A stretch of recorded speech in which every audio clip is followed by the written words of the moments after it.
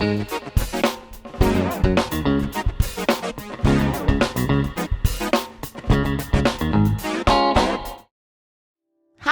and welcome to Take a Beat. My name is Tirza, and I'm the digital pastor here at IES. And this is the time when we sit and chat about the things that we talk about this past weekend, but also just stuff. So I'm here with Pastor Dave Kenny. Thanks, PD, for being here. My pleasure. And I'm actually really excited about what we get to talk about today. It's the church family or the household of God. Okay, just to recap before we chat some more, what's the difference between a household and a family? Well, you remember the other day, Pastor Misha said he doesn't like cheese. That's such a broad term. How can you say I don't like cheese? Because there's so many different kinds of cheeses. And so you need to be a little bit more specific. Well, family is kind of a word like that. There are immediate families, which would be, mom and dad and one or two kids or 1.5 kids. My hometown in the States in Bellevue, the average number of adults in a family is one.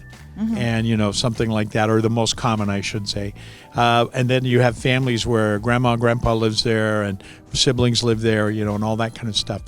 So the term household is also somewhat vague, but it's the more common term used. Yeah. Because in the West, a lot of families are just people who are mother, father, and kids. In Asia, I think most people recognize, certainly in the Philippines where I lived, certainly here in Indonesia where I've lived, and the South Pacific and the islands where I lived, and Malaysia where I lived, it's relatives who live together in a family place. And, in this part of the world, we also get like the family that lives above the store. Yeah. And, you have a ruko, and then you have everybody that lives here. And it also includes people who might work in the store, people who might be helpers in the house. Maybe the driver lives there with his family. Cousin George moves to the city to go to school. I grew up in the Philippines in Bacolod where we lived. We had not only had helpers who lived with us and who remain very dear to us to this day, we also had like one of their relatives who would move and live in our place and help, so she would learn how to work and how to work in a job, and all that kind of stuff. That's a household. Okay. In the Greek context, the household, the Greek word is the word oikos. I'm not a Greek scholar, so don't chase me down over that. But it means household, and it's a basic unit of a family. But it's everybody who lives in the same house. And it was even used of a farm that would have farmland all about it and farmers. And so it would almost certainly include relatives, slaves, which we would say employees because most people didn't hire somebody, apprentices, things like that. Okay, I think for me, I think that makes sense because when people ask me, okay, who's all in your family? I'm like, okay, my parents and I, but then my parents took in 3 of my cousins. So I had 2 older cousins and 1 younger cousin. And then my parents would have, because they were pastors, and then they would have people who are coming to train for ministry. Yeah. So at one point, my mom was cooking for 13 people. Yeah, exactly right. So exactly that's a household. Yeah. So what does it mean to be household of God? So we're the household of God, and what it means is it says something about belonging. Yeah. It says something about responsibility. It says something about the responsibility of, for instance, in the Roman household, the paterfamilia ruled everything. It could be that in a Greek family, it would have been maybe not quite as dominant, but you really belong. You have a place, you have a role. In America, in the old days, we used to talk about chores. My grandfather, my mom's father, whenever they would say, if we do these things, you should give us money. And he'd say to them, I'll give you $3.50 a day. And $3.50 a day back in the 30s was a lot of money. And they'd say, really? And he'd say, yeah, 3 meals and half a bed.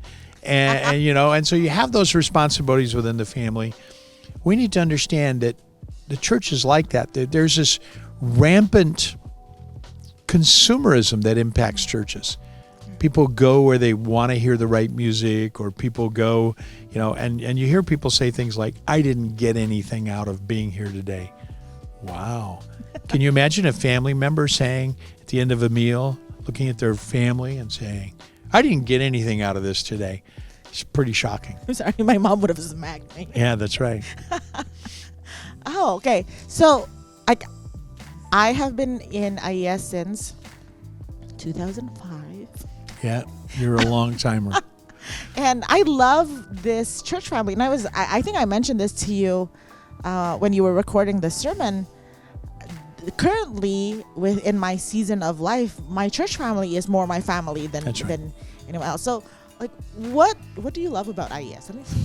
Let me ask that. Okay.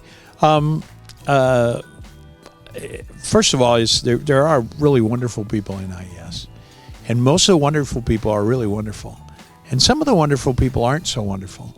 You don't get to pick your family. True. You can pick so many different things.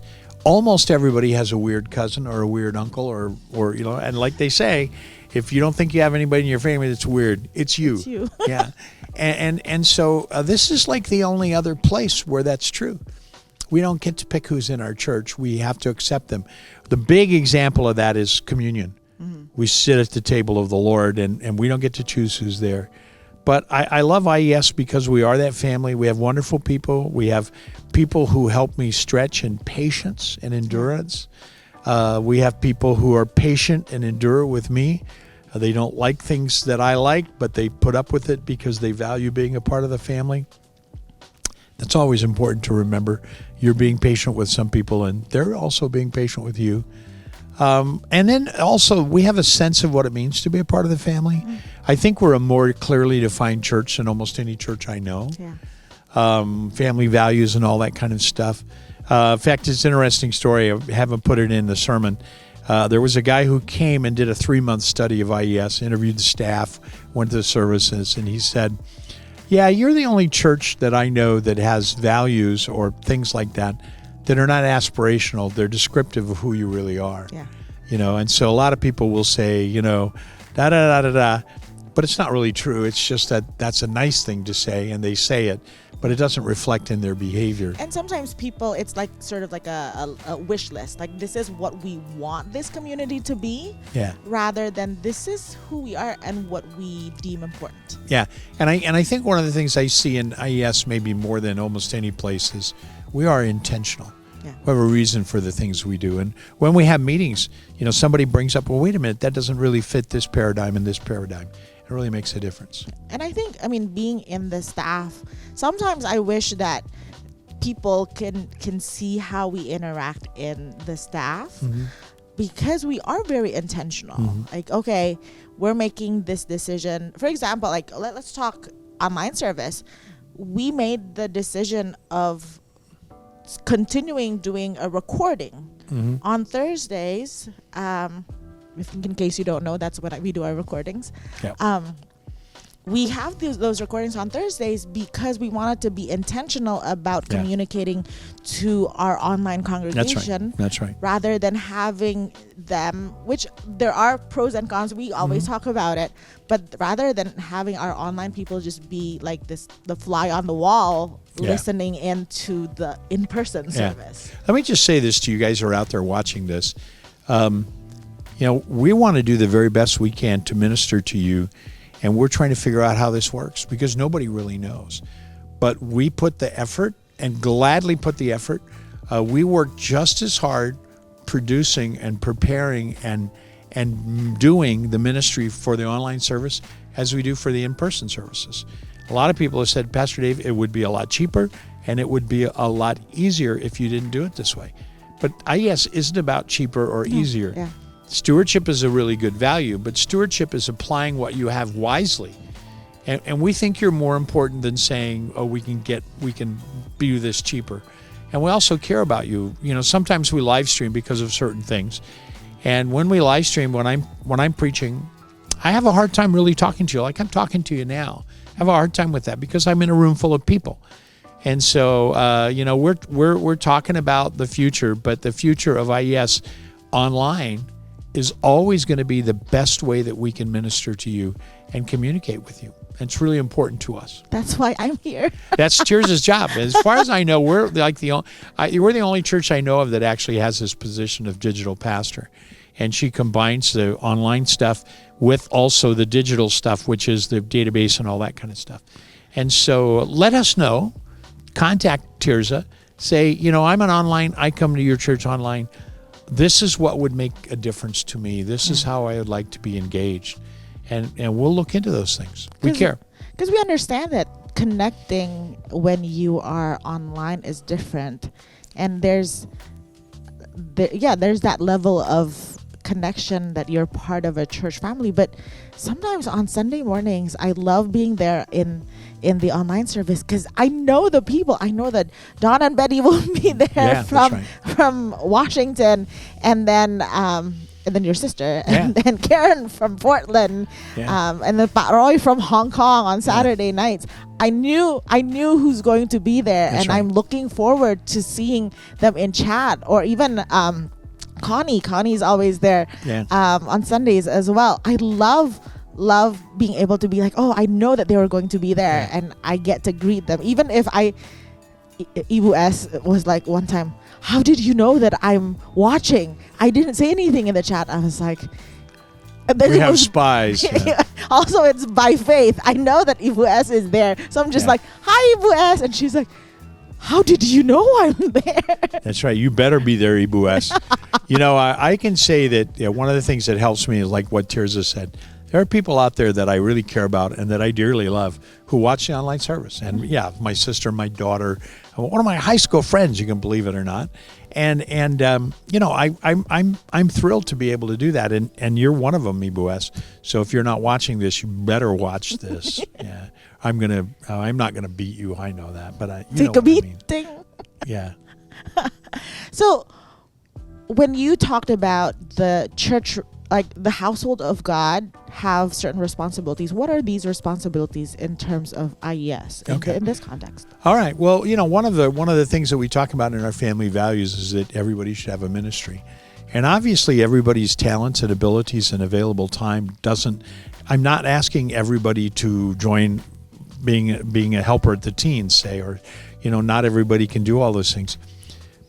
But you need to gather together with intentionality and say, I'm here for the service, an online service. I'm here for an online service, and I'm going to contribute by, making comments, by sharing with my friends, by finding out how I can be more engaged, and stuff like that. I actually have stuff that people can Tirza do will online. Help. And contact Tirza, because she has ways to do that. Mm-hmm. And also, you all know people who can't necessarily come. Now, the other thing we want a lot of people, and some people, I know of some people do this, when they can't be here in person, then they go to the online service. One of the most frustrating things for me as a pastor is to prepare an important message and build like 3 or 4 of them in a row that they're going to build. And then I know that 80% of the church won't hear all 3 of them. Mm-hmm. And it's like, how do I overcome that? Well, the way I overcome that is, you're supposed to join and watch online. It's an hour out of your time, and so you can do that. So if you guys, can encourage other people to come online, it would be terrific. Also, the sermon or the service is on YouTube, and we actually, for Take a Beat, we always put it in the description. There's a link to the previous weekend sermon, so you don't have to look around for it. Just letting you know. Yeah. And I think even just, I think I really love that everyone's a minister. That's something that is our family value, but it's very important to who we are as IES, I think, because it's not, like you said, it's not just we're sitting here being anonymous, not talking to anyone before or after, and then just it's that consumerism, I like the songs today, or maybe the song's not so good this weekend, and then the preaching's always good. Or the people who's like, I'll make it in time for the sermon. Yeah. Well, I'll give you an example, and I'll just mention that somebody told me, Pastor Dave, I really appreciated what you had to say about generosity. And where I am, I help people that are in need by doing such and so. And because of the message, I've decided to do more. That's fantastic. Be a part of IES. Learn what it means to be a part of IES, and then act in that way where you are. And speaking of generosity, we always talk about this. Like even the staff, when we talk about giving, we always talk about how generous IES people are. And I think that's part of the acknowledgement, the ownership of being in this household. Yeah. Because it's like, I think you can think of a few people who were like, oh, we have an event, we have teens baptism, and these parents come in with like food. Tons of food, man. I felt bad leaving. There was some great food there. No, I know. And it's out of their generosity because they know that that's one of our family values. Yeah. Food. And they also know their kid is there. Yeah. And it's like they want to feed their kid and their kid's friends because that's what kind of people we are. We're generous people. Yeah. And it's not even just events. Sometimes it's just a random Saturday service, and then they show up with food. Yeah, that's cool. Well, it's really important for people to understand the link between stewardship and generosity. So stewardship is making sure things like money, but also like talent and facilities, they're not being wasted. Generosity means that you don't you allow graciousness and generosity to be used in good stewardship. Yeah. So it's the character of God. He gives us His Son, and while we were still sinners, Christ died for us. He surrendered Him for us. That's extremely generous. However, God redeems us through Jesus, through the power of the Holy Spirit. He changes us. Yeah. And He gives us the opportunity. So it's not an easy grace, easy cheap kind of a thing. It's being good stewards of the gift that we have as well. Yeah.